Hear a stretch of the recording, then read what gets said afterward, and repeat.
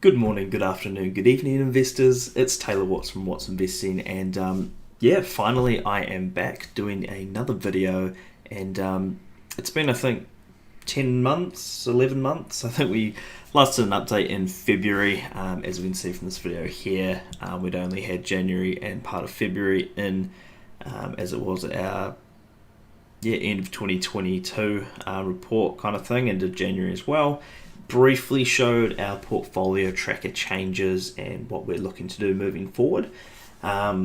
Simply, I got a bit busy with the house purchase, leading up to all the bank settlements, lawyers, bit of negotiation on some terms, and just moving in, all that excitement just took up all my time, and just didn't really prioritize making any videos.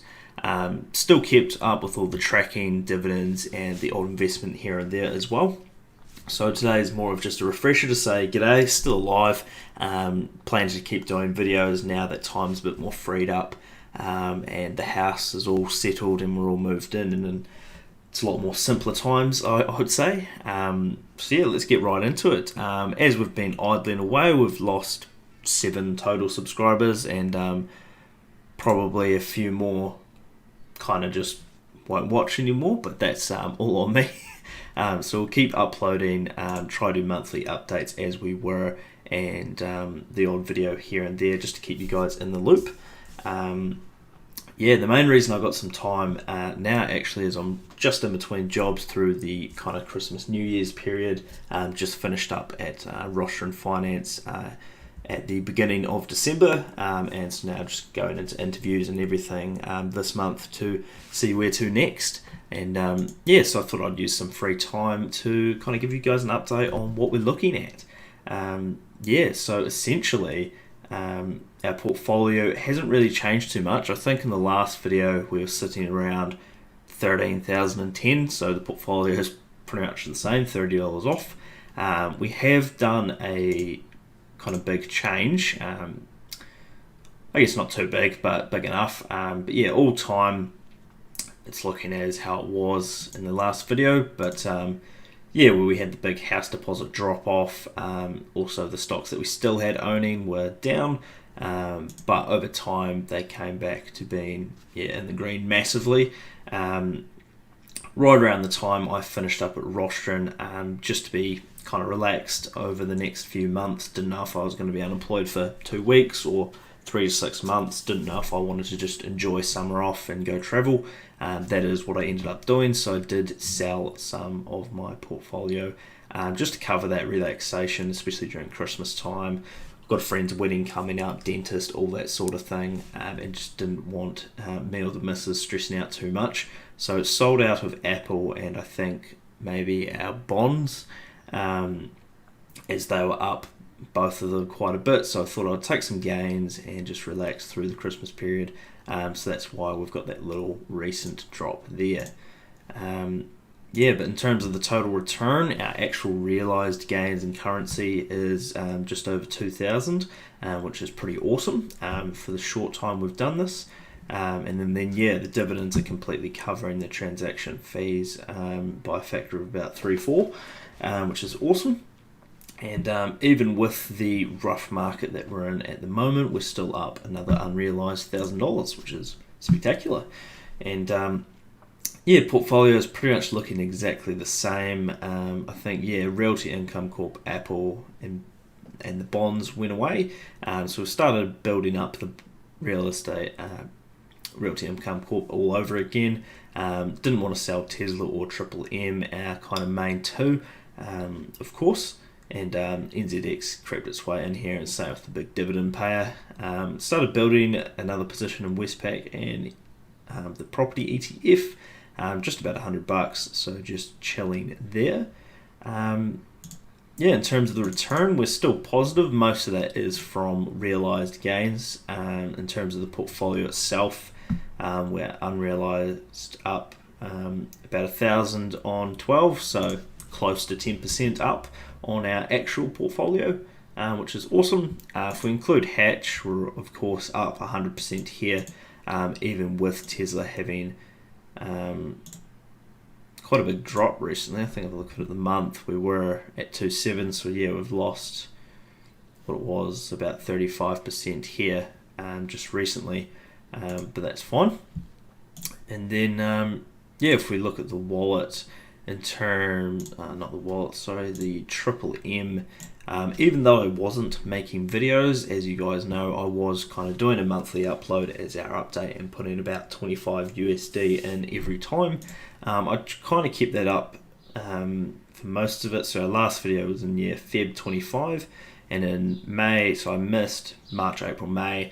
So I did 100, which also covered June, 50 covers July, also August. Did another one here, which covers September, and then did another 3, which kind of covers the rest of the year, really. And then just reinvested the dividends, of course, which are getting up there, which is awesome. So I've kind of covered the year of not uploading a video in the meantime. Once I do find my next position, I will keep doing that and top up as well. So yeah, I think lastly, what was it, Feb?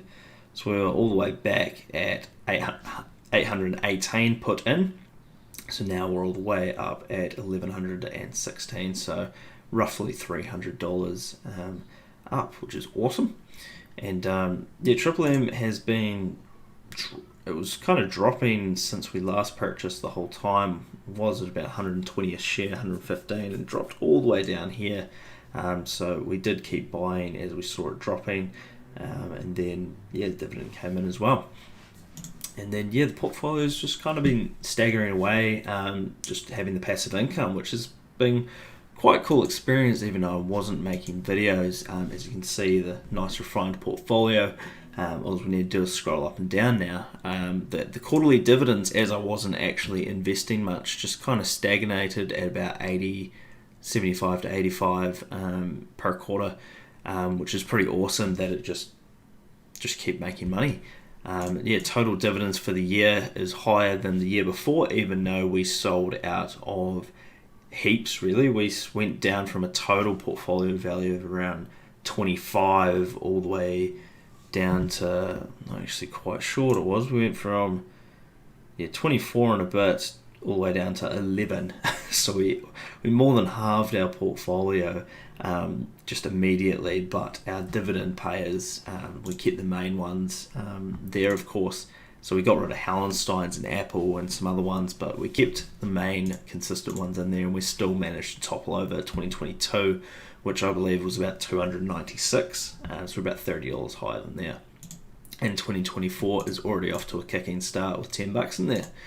And so the monthly dividends have been pretty consistent, so always hitting at least 10 per month just on the passive monthly dividends, which has been awesome. And then the odd quarterly one will bump up the other month, so March being massive in 2023, hitting close to 48, 20 in April, 40 in May, 25 in June, 22 July, 20, 42 September, 30 October, 21 and 32 for the year, and then January, as I said, 10.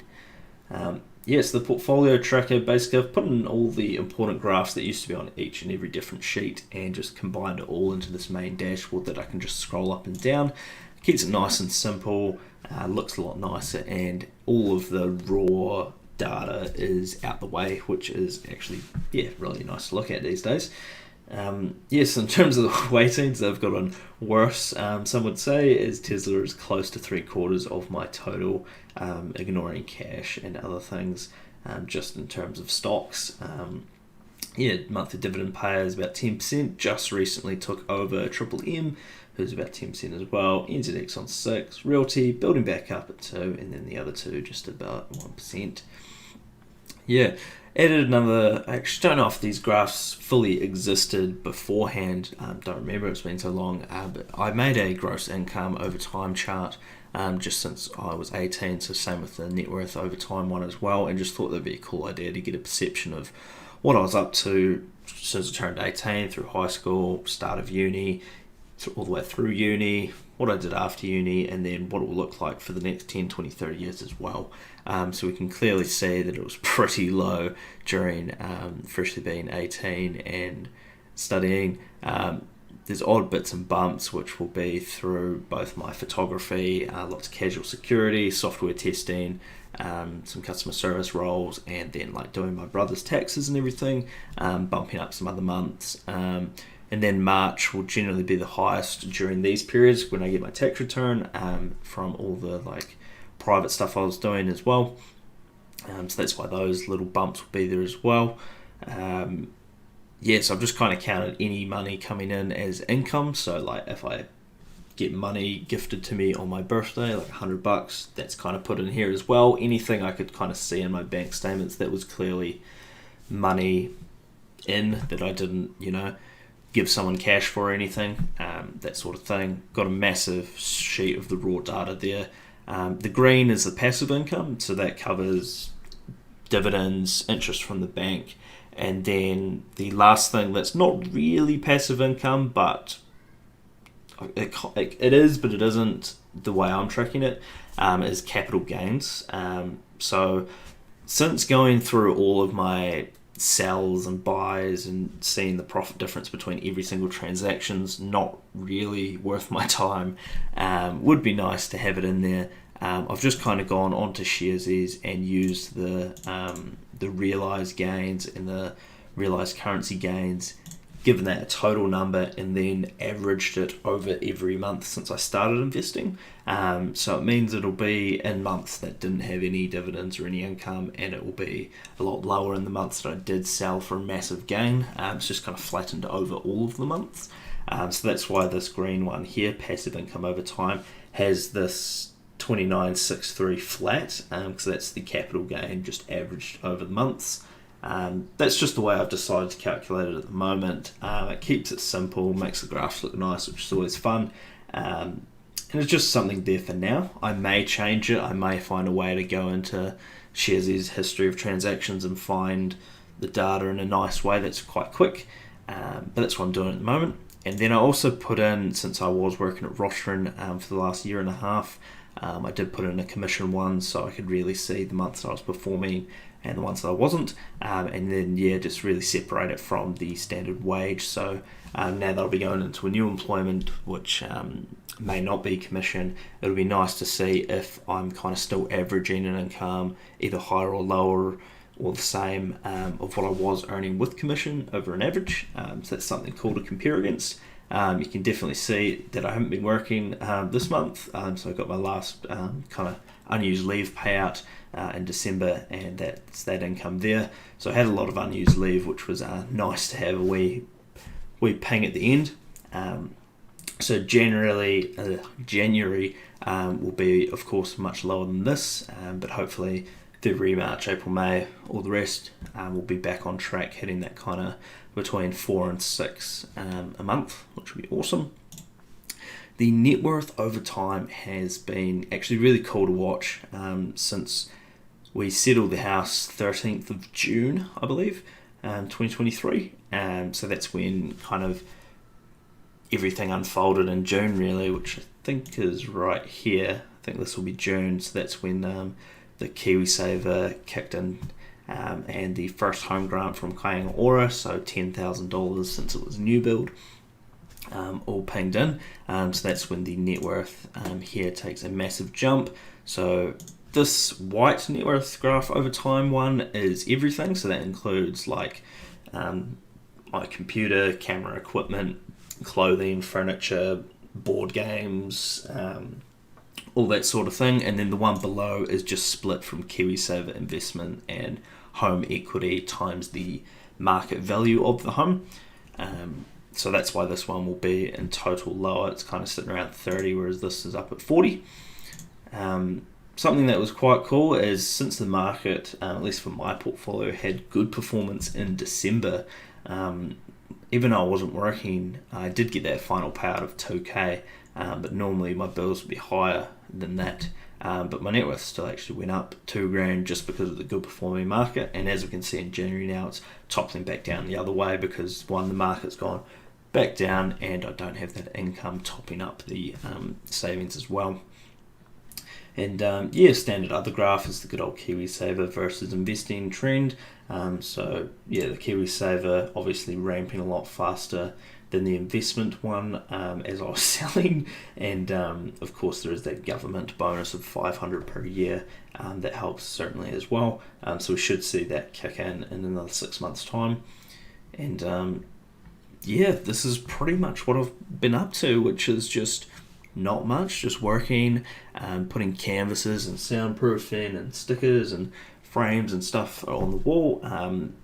I'll figure out with the missus what she will and won't let me video of our house, if she wants it public or not. So that's why it's just me and the blank white wall behind me.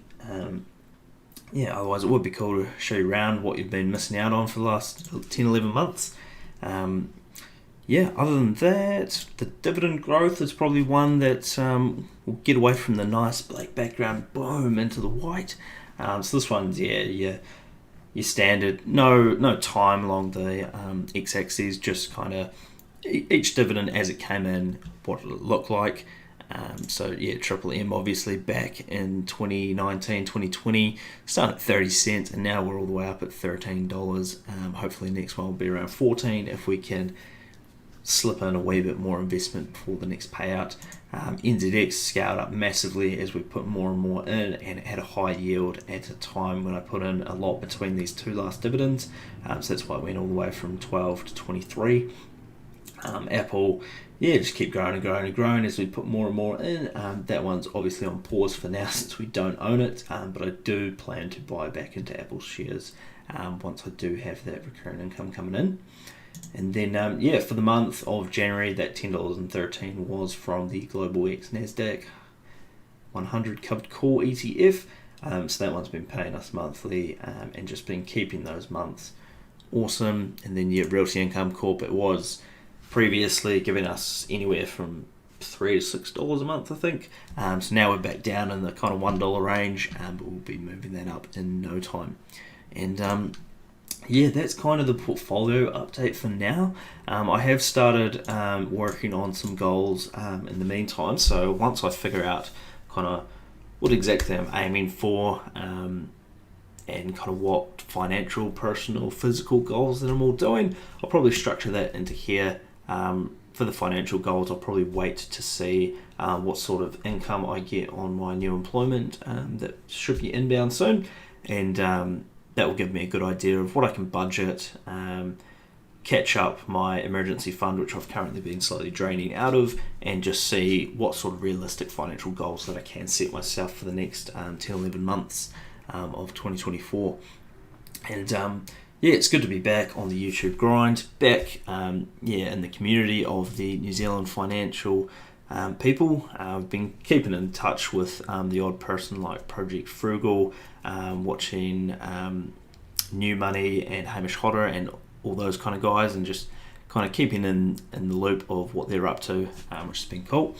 And that's the What's Investing portfolio, hoping to get back on track with our monthly updates, and hopefully you'll see more of me than you did last year, which would be good. I do have these tabs open for a reason. That's right, so this is the old portfolio tracker. I've just put in the numbers from 2023 and 2024 and just kind of seeing what it looks like. It's a lot brighter on the face and colourful, and a lot more all over the place. The quarterly dividends you can see kind of lumpy bumpy, and then when I wasn't investing, got rid of Hallensteins, you can see it flat lines at a high number, which is good, but flat lines completely. And total dividends, like we said, $2.96 in 2022, managed to get above that. 2024, don't know if we'll get above that, because I did, I think I might have mentioned it in the last video a long time ago, but for 2023, I did start including bank interest in the total number here in the monthly figures.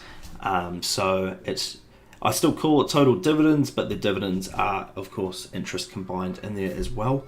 So I just thought that would be a good thing to do. It does make it a little bit niggly, because like the portfolio value is just the stock portfolio, not the cash that's earning the interest, but then the dividend yield number here is now based off the dividends plus interest. I might split them up again and change it, but that's what it is for now. even though 2023 says it was higher, the actual dividend figure is lower for sure, because I did, when I sold my stock portfolio, lots of the low dividend things, and had it on bank interest that was higher, like kind of 4 to 5%, while waiting for the house settlement. That was right. Sorry, I'm abruptly back. My bloody SD card got full while I was blabbering on, so a bit of a. So yeah, as I was saying, this is the old chart that we were normally working through all the years. We've kind of switched it to a nicer dashboard, so I don't have to flick through all the old things that used to be here. Now we've got this. I might integrate everything into the new dashboard. Not sure how I'm doing it yet, so I'm just kind of keeping it on a separate spreadsheet where we've got kind of the whole journey here. So we've got the first quarters where we only earned $15 in the first year, where one of the main months was just December, of course. And we've got the rainbow going of our monthly dividends per year. So a bit less black and white than the new version, but I do like the minimalism of it. But here we do have the rainbow. So 2023 is the kind of turquoise minty colour, where we've got higher on every month for the first quarter, and then definitely in May compared to the other ones. Not so much in April and June, where June was kind of your semi-annual NZ payouts normally, and the second quarter for most years. And then I think April would have been Hallenstein's 2 of the years there, where I think it might have been June in 2020, which is why that one's up there as well. And then higher in July, August, September, October, November, and not in December, of course, where we had our Hallenstein's payout there. But of course, getting a bit higher with those bank interest numbers in there as well. And then lastly, I do have a home spreadsheet which tracks kind of all the private stuff, so I have scrolled along to kind of hide some information that we don't want shown. But just here we do have kind of the figures that we've got going on here. So we bought for $515,000, which was a 15% deposit from us, which was about $77,250. So the build up is here. So this is when we first put in our 15%, our 5% deposit originally here. And then once we got different bits and bobs confirmed, like our 10k grant, and then our KiwiSavers plopping in, so that's our individual home equity. That's not times by the market value, that's just equity against purchase price minus like the mortgage, and then we've got a combined. And then, just got the internet usage, power, and power cost figures here. So you can tell when I get unemployed on the internet usage one. So December sparking a lot above the rest, about 20, 30, 40%. January will probably be similar, I assume, even though we did go on holiday and it has been extremely hot in Dunedin. We got 2 30-degree days last week, so plenty of outside time was had. Then we've got our power usage. So June we moved in kind of halfway through, so that's obviously lower. And then when we had our full month of July, winter, we're like, let's just use as much power as we can, like literally 20 to 30 minute showers each, washing machine, dryer on all day, dishwasher all day, heat pump on, even though we didn't need it on most of the time. Just we had it on because we moved into new builds, needed the walls and everything to set. But have it on as much as possible. PC was on heaps, and just see if we were just ridiculous about our power usage, how expensive would it be, and would it be manageable or not? Are we way over or under budget? And I think in our original mock-ups we had about 150 a month average as the budget, so obviously assuming summer was going to be a lot lower unless we had to cool the house down because it's too hot, but winter we thought would be a bit higher because obviously it's colder, need the heat pump on, and using the washing machine dryer a bit more because you can't hang out the clothesline. And we actually were quite surprised that it was a lot lower than we expected, even though we went flat out silly on it the first 2 months. And then after those first 2 we learned a bit about what we're doing. Definitely didn't need the heat pump on as much as we thought, and then just really chowed it down all the way to kind of a nice comfortable 120 spot at the moment. So a lot under budget to what we thought we'd be needing. So that's pretty comfortable. Now it's pretty unconscious, like we're not stringent on the power, we're still, using the washing machine, dryer heaps, shower heaps. It's mainly just, the heat pump and dryer a bit less, so using the clothesline as much as possible. And showers, not having a full 6 to 8 songs staying in there, sing 1 or 2 songs, then you're out. That sort of thing. So that's kind of the update. Hopefully I edit this together a bit less clunky than it has been recording it, with the SD card getting full. And going back to the face cam, as it's been quite a long time since we had my face in a video, so put that in the bottom right, bottom left corner. Hopefully I was conscious enough to not put my cursor in a spot where you can't see it because my big head's in the way. But we'll work out the kinks as we get back into it, and hopefully this SD card doesn't get full as I ramble on as well. So I won't do a monthly guess or anything. We'll just get back into it. First, wait till we got a new job and some income, get our kind of habit and routine back into action. But I thought I should just make a video, get back into the YouTube for the year, and just give you guys an update of how 2023 went, kind of what the house figures look like and what the net worth build up looks like of it all, and just to catch up. And if anyone's got some questions or comments or wants to let me know how their year's been in 2023, that'd be awesome to see you guys in the comments. Hopefully the YouTube video gets more than 2 views, and hopefully it's not just me and the missus. Hopefully there's still a few of you out there using YouTube on the same account you're subscribed, and you've got, Taylor's made a video, check it out. That'd be awesome. Hopefully it's not a 40-minute video, hopefully it's 20, but I don't know how long the first recording was. I do blabber a bit, so hopefully the SD card's got a little 13-15 minute bit in there, not 25. We'll see. But cheers guys, we'll see you next time, hopefully halfway through Feb. Cheers for watching.